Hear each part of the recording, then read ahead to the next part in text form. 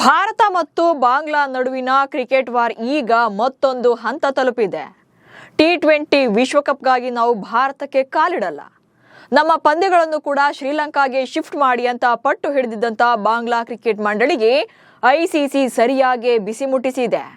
ಈಗ ಟಿ20 ವಿಶ್ವಕಪ್ನಿಂದಲೇ ಹೊರಬೀಳುವಂತ ಭೀತಿಯಲ್ಲಿದ್ದಾರೆ. ಹಾಗಾದ್ರೆ BCB next ಏನ್ ಮಾಡುತ್ತೆ? ಐಸಿಸಿ ಕೊಟ್ಟಂತ ಎಚ್ಚರಿಕೆ ಏನು? ಬಾಂಗ್ಲಾದಲ್ಲಿನ ಹಿಂದೂಗಳ ಮೇಲಿನ ಕ್ರೌರ್ಯ ಅದೆಂಥ ಭೀಕರತೆಯನ್ನ ಸೃಷ್ಟಿಸಿದೆ ಅನ್ನೋ ಬಗ್ಗೆ ಈ ವಿಡಿಯೋದಲ್ಲಿ ಹೇಳ್ತೇನೆ. ನಾನು ಶಾಂತ. ನೀವು ಸುದ್ಯಾನದ ಸಬ್ಸ್ಕ್ರೈಬರ್ ಆಗೋದಕ್ಕೆ ಮರಿಬೇಡಿ. ಬಾಂಗ್ಲಾದಲ್ಲಿ ಹಿಂದೂಗಳ ಮೇಲಿನ ಅಟ್ಟಹಾಸ ಮುಂದುವರೆದಿದೆ. ಈಗಲೂ ಕೂಡ ಹಿಂದೂಗಳನ್ನೇ ಗುರಿಯಾಗಿಸಿಕೊಂಡು ಹತ್ಯೆಗಳು ನಡೀತಾ ಇದ್ದಾವೆ. ಇದನ್ನ ಖಂಡಿಸಿ ಭಾರತದಲ್ಲೂ ಕೂಡ ಆಕ್ರೋಶ ಭುಗಿಲೆದಿದೆ.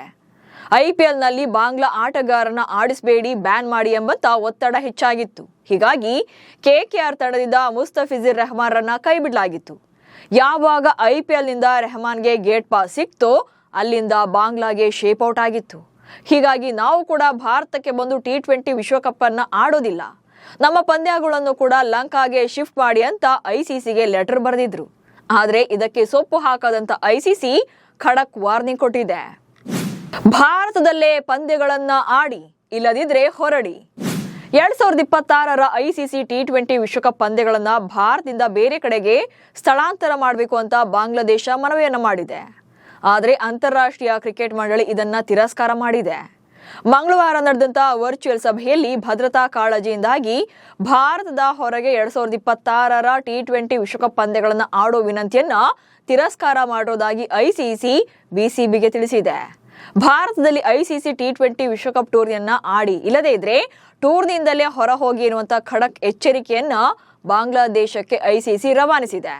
ಹೀಗಾಗಿ ಟೂರ್ನಿ ಆಡೋಕೆ ಬಾಂಗ್ಲಾದೇಶ ಭಾರತಕ್ಕೆ ಪ್ರಯಾಣಿಸಬೇಕಾಗುತ್ತೆ ಅಥವಾ ಅಂಕಗಳನ್ನೇ ಕಳ್ಕೊಳ್ಳುವಂತ ಭೀತಿಯಲ್ಲಿದೆ. ಕೋಲ್ಕತ್ತಾ ಮತ್ತು ಮುಂಬೈನಲ್ಲಿ ನಡೆಯಲಿವೆ ಬಾಂಗ್ಲಾ ಪಂದ್ಯಗಳು. ಪ್ರಸ್ತುತ ಅನೌನ್ಸ್ ಆಗಿರುವಂತಹ ಶೆಡ್ಯೂಲ್ ಪ್ರಕಾರ ಬಾಂಗ್ಲಾದೇಶ ತಂಡ ಸಿ ಗ್ರೂಪ್ನಲ್ಲಿದೆ. 4 ಪಂದ್ಯಗಳನ್ನ ಭಾರತದಲ್ಲಿ ಆಡಲಿದೆ. ಫೆಬ್ರವರಿ 7, ಫೆಬ್ರವರಿ 9 ಹಾಗೆ ಫೆಬ್ರವರಿ 14ರ ಪಂದ್ಯಗಳು ಕೋಲ್ಕತ್ತಾದ ಈಡನ್ ಗಾರ್ಡನ್ಸ್ ನಲ್ಲಿ ಫಿಕ್ಸ್ ಆಗಿವೆ. ಹಾಗೆ ಫೆಬ್ರವರಿ 17ರಂದು ನೇಪಾಳ ವಿರುದ್ಧದ 4ನೇ ಮತ್ತು ಅಂತಿಮ ಗುಂಪು ಪಂದ್ಯಕ್ಕಾಗಿ ಮುಂಬೈನಲ್ಲಿ ಮೈದಾನ ಫಿಕ್ಸ್ ಆಗಿದೆ. ಆದ್ರೀಗ ಬಾಂಗ್ಲಾ ಭಾರತಕ್ಕೆ ವಿಶ್ವಕಪ್ ಆಡೋಕೆ ಬರಲ್ಲ ಅಂತಿದ್ದಾರೆ. ಒಂದ್ ವೇಳೆ ಪಂದ್ಯಗಳನ್ನ ಸ್ಥಳಾಂತರ ಮಾಡಲು ಐಸಿಸಿ ಒಪ್ಪದೇ ಇದ್ದ ಪಕ್ಷದಲ್ಲಿ ಬಾಂಗ್ಲಾ ಮುಂದಿರುವಂತ ಆಪ್ಷನ್ಸ್ ಏನೆಲ್ಲ ಅನ್ನೋದನ್ನ ನೋಡ್ತಾ ಹೋಗೋಣ. ಮೊದಲನೇದಾಗಿ ಬಾಂಗ್ಲಾಗೆ ಇದೊಂದು ಮೇನ್ ಆಗಿರುವಂತ ಪ್ರಾಬ್ಲಮ್ ಅಂತಂದ್ರೆ ಟೂರ್ನಿಗೆ 1 ತಿಂಗಳು ಬಾಕಿ ಇರುವಾಗ ಗೊಂದಲ ಸೃಷ್ಟಿಯಾಗಿದೆ. ಫೆಬ್ರವರಿ 7ರಂದು ಟಿ20 ವಿಶ್ವಕಪ್ ಟೂರ್ನಿ ಆರಂಭವಾಗ್ತಾ ಇದೆ. ಸೊ ಟೂರ್ನಿಗೆ ಉಳಿದಿರೋದೇ ಇನ್ನೊಂದು ತಿಂಗಳು ಮಾತ್ರ. ಇಂಥ ಟೈಮಲ್ಲಿ ನಮ್ಮ ಪಂದ್ಯಗಳನ್ನ ಶ್ರೀಲಂಕಾಗೆ ಶಿಫ್ಟ್ ಮಾಡಿ ಆದ ಕ್ಷಣ ಅಂತ ಹೇಳ್ತಿದ್ದಂಗೆನೆ ಬಿಸಿಸಿ ಇದನ್ನ ಒಪ್ಪಿಕೊಳ್ಳೋಕೆ ಸಾಧ್ಯವಿಲ್ಲ. ಯಾಕಂದ್ರೆ ಅದಕ್ಕೆ ಸಾಕಷ್ಟು ಪ್ರೊಸೀಜರ್ಸ್ ಇರುತ್ತೆ. ಐಸಿಸಿಯಿಂದ ಅನುಮತಿಯನ್ನು ಪಡ್ಕೊಳ್ಬೇಕಾಗುತ್ತೆ. ಜೊತೆಗೆ ಏನು ಬಾಂಗ್ಲಾದೊಂದಿಗೆ ಪಂದ್ಯಗಳನ್ನ ಆಡಬೇಕಿರುವಂತಹ ಬೇರೆ ಬೇರೆ ರಾಷ್ಟ್ರಗಳ ಶೆಡ್ಯೂಲ್ ಅನ್ನು ಕೂಡ ಗಮನದಲ್ಲಿ ಇಟ್ಕೊಳ್ಬೇಕಾಗುತ್ತೆ. ಲೀಗ್ ಹಂತದಲ್ಲಿ ಬಾಂಗ್ಲಾದೇಶ 4 ಪಂದ್ಯಗಳನ್ನ ಆಡುತ್ತೆ.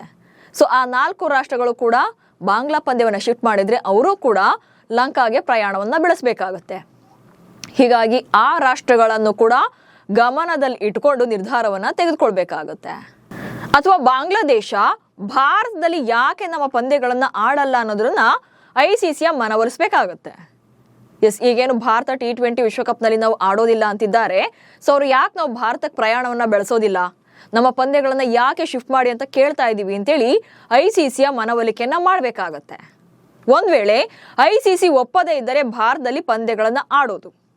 ಐಸಿಸಿಗೆ ಆಲ್ರೆಡಿ ಇನ್ನೊಂದೇ ತಿಂಗಳು ಬಾಕಿ ಇರೋದ್ರಿಂದ ನಾವು ನಿರ್ಧಾರವನ್ನು ತೆಗೆದುಕೊಳ್ಳೋಕೆ ಸಾಧ್ಯವಿಲ್ಲ. ಹೀಗಾಗಿ ಭಾರತದಲ್ಲೇ ಪಂದ್ಯಗಳನ್ನ ಆಡಿ ಅಥವಾ ಅಂಕಗಳನ್ನ ಕಳ್ಕೊಳ್ಳಿ ಅಂತ ನೇರವಾಗಿ ಹೇಳಿದೆ. ಹೀಗಾಗಿ ಐಸಿಸಿ ಕೊನೆಗೆ ಒಪ್ಪದೇ ಇದ್ದಂತ ಪಕ್ಷದಲ್ಲಿ ಭಾರತದಲ್ಲೇ ಪಂದ್ಯಗಳನ್ನ ಆಡೋದು ಬಾಂಗ್ಲಾದೇಶಕ್ಕೆ ಅನಿವಾರ್ಯವಾಗುತ್ತೆ.